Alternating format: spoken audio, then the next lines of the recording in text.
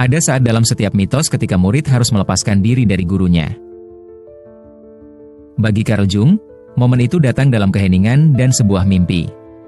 Pada awal tahun 1900-an, Sigmund Freud bukan sekadar rekan bagi Jung. Ia adalah seorang mentor, sosok ayah spiritual, dan tokoh paling berpengaruh dalam bidang psikoanalisis yang sedang berkembang. Keduanya memiliki visi yang sama, membawa alam bawah sadar ke dalam cahaya ilmu pengetahuan. Ketika mereka bertemu untuk pertama kalinya pada tahun 1907, kabarnya mereka berbicara selama 13 jam tanpa henti. Itu benar-benar menggetarkan. Freud menyebut Jung sebagai pangeran mahkota psikoanalisis, orang yang akan meneruskan warisan ini ke depan. Namun, benih-benih perpecahan sudah mulai tumbuh. Jung sangat tertarik pada mitologi, spiritualitas, dan bahasa simbolik yang mendalam dari mimpi, bukan hanya sebagai neurosis yang perlu diuraikan, tetapi sebagai kebenaran yang harus dijalani. Sementara itu, Freud bersikeras bahwa seksualitas adalah akar dari seluruh kehidupan psikis kita. Dia membangun teorinya tentang alam bawah sadar dengan dasar represi dan libido.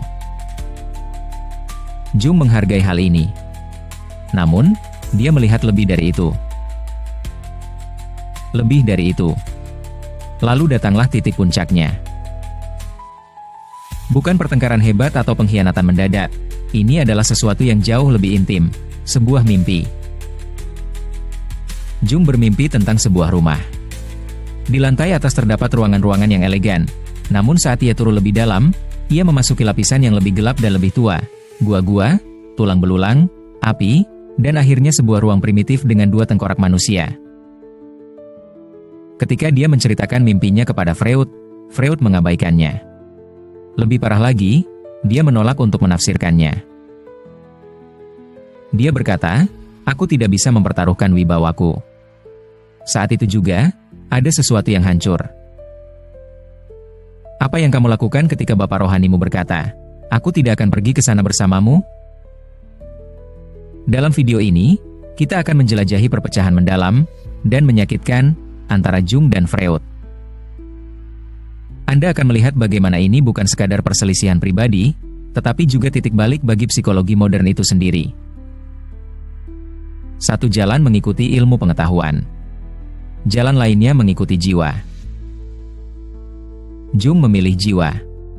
Dari pilihan itu lahirlah The Red Book, teori arketipe, ketidaksadaran kolektif, dan sebuah pandangan baru tentang apa artinya menjadi manusia.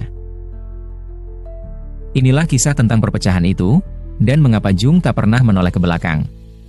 Kemitraan antara Carl Jung dan Sigmund Freud dimulai dengan penuh semangat. Ketika mereka bertemu di Wina pada tahun 1907, rasanya seperti 2 bintang bertabrakan. Freud adalah tokoh senior dalam psikoanalisis, revolusioner, berani, dan metodis. Jung, yang 16 tahun lebih muda, adalah kekuatan yang sedang naik daun, sama cerdasnya, namun memiliki sentuhan mistis. Freud melihat Jung sebagai sosok yang bisa melegitimasi psikoanalisis di kalangan ilmiah. Jung bukanlah seorang Yahudi, berbeda dengan kebanyakan orang dalam lingkaran dekat Freud, dan ia berasal dari latar belakang yang terhormat. Yang lebih penting lagi, Jung sangat berkomitmen dalam menjelajahi alam bawah sadar. Keduanya menjadi sangat dekat, saling berkirim ratusan surat, bepergian bersama, bahkan mengunjungi Amerika untuk memberikan ceramah. Awalnya, semuanya tampak selaras dengan sempurna. Namun di balik kebersamaan itu, ketegangan mulai muncul. Jung tumbuh besar dikelilingi oleh mitos, mimpi, dan simbolisme keagamaan. Ibunya sendiri mengaku bisa berbicara dengan roh, dan sejak kecil, Jung mengalami pengalaman psikis yang membekas dalam hidupnya. Pemahamannya tentang jiwa tidak terbatas pada neurosis atau seksualitas yang tertekan. Ia merambah ke dalam simbol, ritual, dan apa yang kemudian ia sebut sebagai yang suci. Sementara itu, Freud menekankan kerangka yang ketat. Alam bawah sadar dibentuk oleh penekanan, didorong oleh libido, dan kompleks Oedipus menjadi drama utamanya. Dalam pandangan Freud, mimpi hanyalah pemenuhan keinginan yang terselubung. Namun, Jung melihat mimpi sebagai pesan. Gambar yang hidup. Kunci menuju jiwa. Semakin dalam Jung menggali, semakin banyak gesekan yang muncul.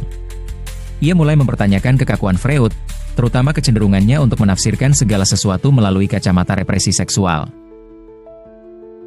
Jung merasa bahwa pendekatan reduksionis ini mengabaikan keagungan dan misteri dari pikiran manusia. Kemudian datanglah mimpi yang mengubah segalanya. Jung bermimpi tentang sebuah rumah. Dia menjelajahinya, ruangan-ruangan elegan di lantai atas, kamar-kamar yang lebih tua dan gelap saat dia turun ke bawah. Akhirnya, jauh di dalam tanah, dia menemukan sebuah lempengan batu, di bawahnya terdapat 2 tengkorak manusia.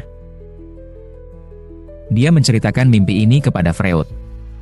Mimpi itu begitu jelas, penuh simbol, dan syarat makna. Namun, Freud menolak untuk menafsirkannya.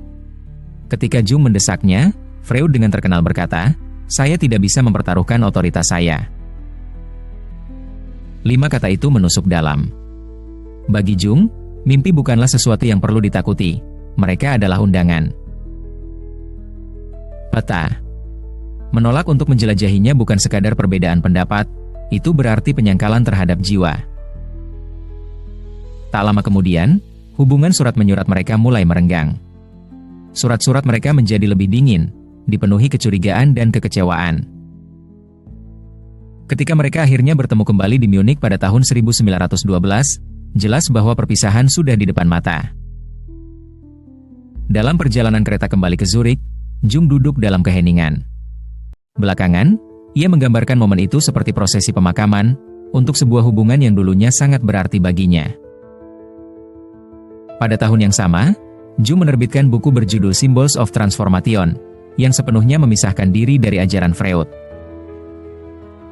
Dia menafsirkan ulang libido, bukan sebagai energi seksual, tetapi sebagai kekuatan hidup secara umum, sebuah energi psikis yang diekspresikan melalui mitos, seni, dan ritual. Dia menganalisis mimpi, simbol, dan fantasi bukan sebagai penyamaran, tetapi sebagai sesuatu yang memiliki makna tersendiri. Dia menulis tentang perjalanan sang pahlawan, anak ilahi, serta motif kematian dan kelahiran kembali yang ditemukan di berbagai budaya. Freud sangat marah. Bagi dia, pendekatan Jung adalah mistisisme, sebuah pengkhianatan terhadap kredibilitas ilmiah psikoanalisis. Namun, Jung telah melangkahi ambang batas, dan tidak ada jalan untuk kembali. Setelah perpisahan itu, Jung memasuki masa kesendirian yang mendalam. Secara lahiriah, ia menarik diri dari kehidupan publik. Secara batiniah, ia memulai penurunan yang akan mengubah segalanya. Ia mulai lebih sering bermimpi, melukis, memasuki visi saat terjaga. Ia menyebut masa ini sebagai konfrontasinya dengan alam.